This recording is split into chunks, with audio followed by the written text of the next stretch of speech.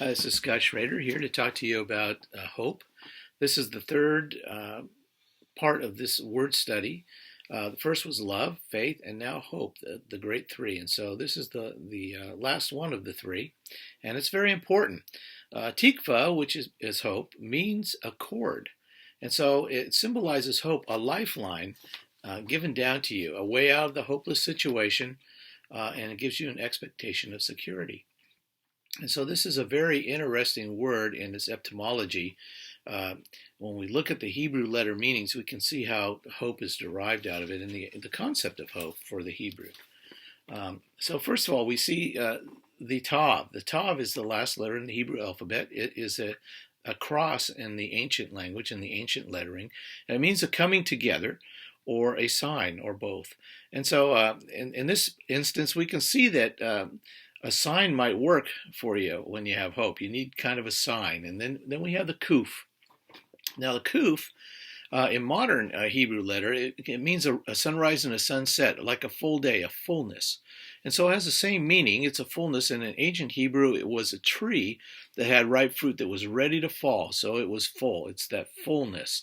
And so we see that sign, that coming together, and there's a fullness, and the Vav is a flowing together, literally. It was two streams that flowed together in the ancient symbol, or in the more modern symbol, it means a connector, like a tent stake that holds something down, connects it. And so there's that idea of connection. In fact, when you put this letter in front of a Hebrew word, it means and. And the last letter is the Hey. The hey has to do with, it was an ancient man, it was a man holding up his hand saying, hey, behold, actually is what it literally means.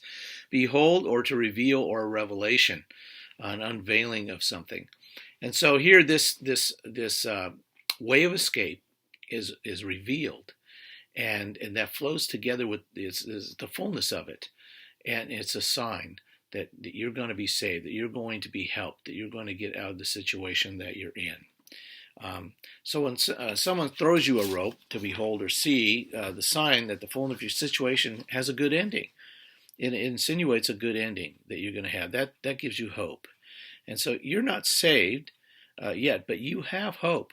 And one thing I would like to direct you to is that Jesus is our hope of glory.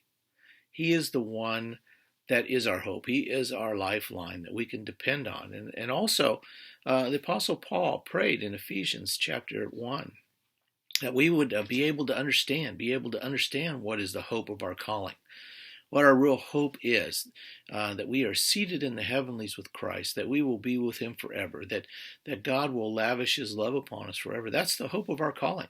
So he's thrown us that lifeline, literally Christ himself, literally the Messiah, the Mashiach.